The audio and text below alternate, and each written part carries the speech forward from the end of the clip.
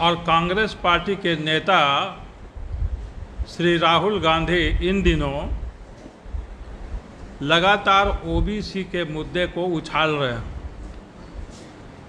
इसलिए आवश्यक हो जाता है कि भारतीय जनता पार्टी उनकी बातों पर अपनी टिप्पणी रखे।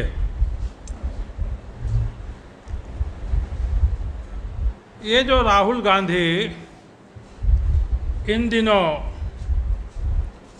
ओबीसी के मुद्दे उछाल रहे हैं, इसका पर्पस क्या है? हमारा मानना है कि कांग्रेस पार्टी और श्री राहुल गांधी का पिछड़े वर्गों से कोई हमदर्दी नहीं है। केवल छवि चमकाने के लिए वे इन मुद्दों को उछाल रहे हैं। ऐसा कहने का आधार है, जब जब कांग्रेस पार्टी को लगता है या उनके नेताओं को लगता है कि जनता में उनकी छवि खराब हो रही है, तो वे ठीक दूसरी दिशा में बढ़ करके अपना वक्तव्य देना प्रारंभ कर देते हैं।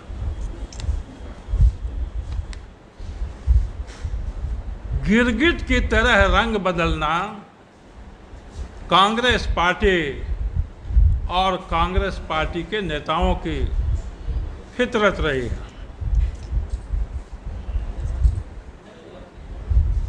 पहले भी उदाहरण है।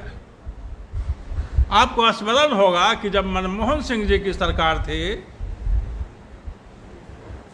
जो आरोपी राजनेता थे, जो दोषी राजनेता थे, उनको राजनीति से दूर रखने के लिए एक विधेयक लाया। जब उस विधेयक, और खास तौर पर उन दिनों लालू प्रसाद जी ही चर्चा में थे, तो जब उस विधेयक की आलोचना होने लगी सर्वत्र, खास करके मीडिया में, राहुल गांधी प्रेस कॉन्फ्रेंस करते हैं और उस विधेयक को फाड़ने का काम करते हैं। फिर सरकार ने उस विधेयक को वापस ले लिया। तो यह छवि चमकाने का प्रयास था, क्योंकि अगर राहुल गांधी का या कांग्रेस पार्टी का भ्रष्टाचार से दूरी बनाने का कोई मुद्दा होता, नियत होती, तो आज वही राहुल गांधी, वही कांग्रेस पार्टी उन्हीं लालू प्रसाद के साथ मिलकर गलबहियां डाले हुए चल रहे हैं, बल्कि लालू जी बारात सजा रहे हैं और राहुल गांधी कथित तौर पर उसमें दूल्हा बन रहे हैं। इसीलिए मैंने कहा कि कांग्रेस पार्टी गिरगिट की तरह रंग बदलती है, उसके नेता रंग बदलते हैं केवल अपनी छवि चमकाने के लिए। केवल राहुल जी की ही बात नहीं है, स्वर्गीय राजीव गांधी जी भी ऐसा ही काम करते थे। उनके पिताजी, राहुल जी के पिताजी भी। आपको स्मरण होगा कि जब देश में भ्रष्टाचार का वातावरण व्याप्त हो गया, राजीव गांधी ने कहा कि केंद्र से चला हुआ 1 रुपया केवल गरीबों तक 15 पैसा ही पहुंचता है। यह छवि चमकाने के लिए कही गई, क्योंकि वही राजीव गांधी बोफोर्स के केस में आरोपी बने। यह भ्रष्टाचार किसकी देन थी? जो भ्रष्टाचार की चर्चा राजीव गांधी ने की, तो उसके पहले कांग्रेस पार्टी की ही सरकार थी।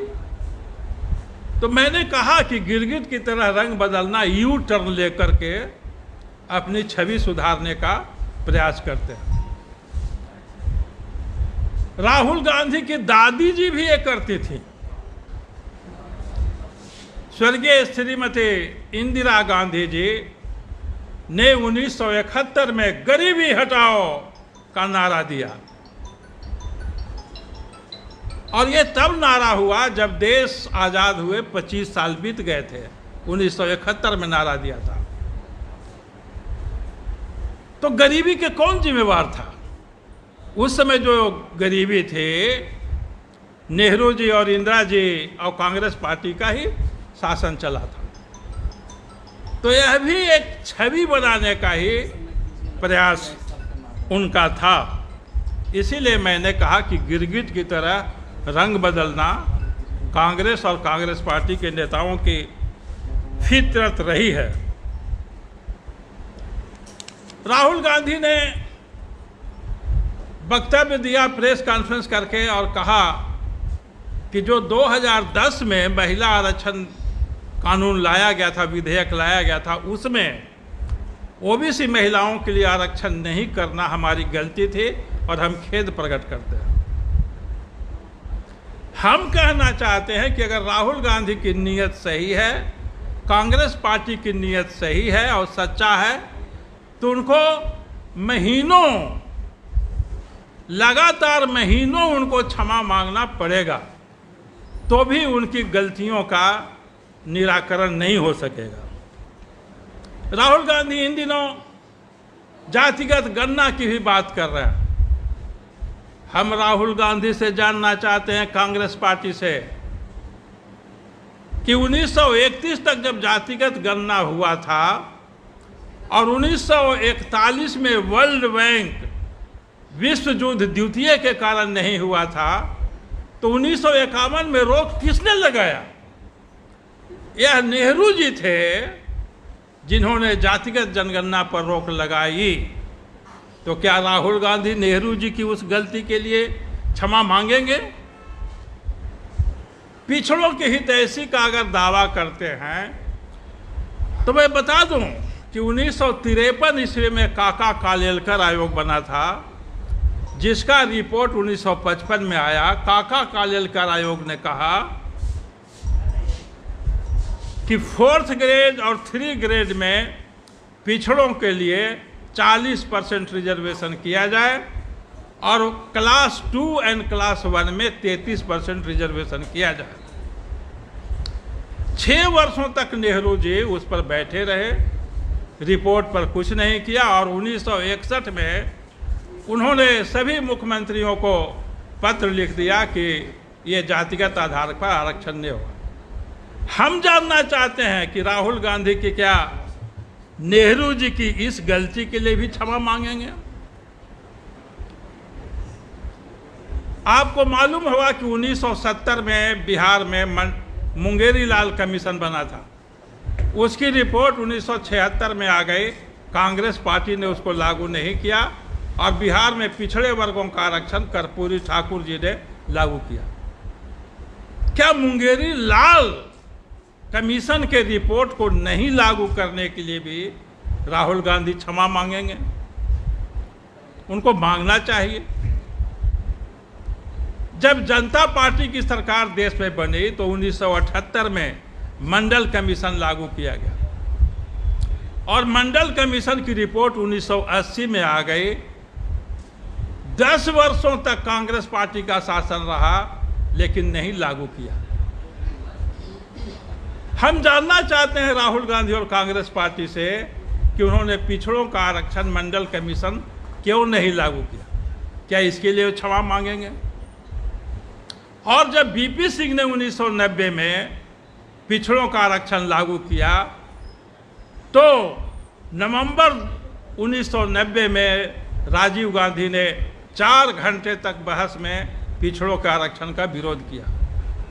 हम जानना चाहते हैं कि राहुल गांधी क्या अपने पिता द्वारा पिछड़ों के आरक्षण का विरोध किए जाने पर भी क्षमा मांगेंगे?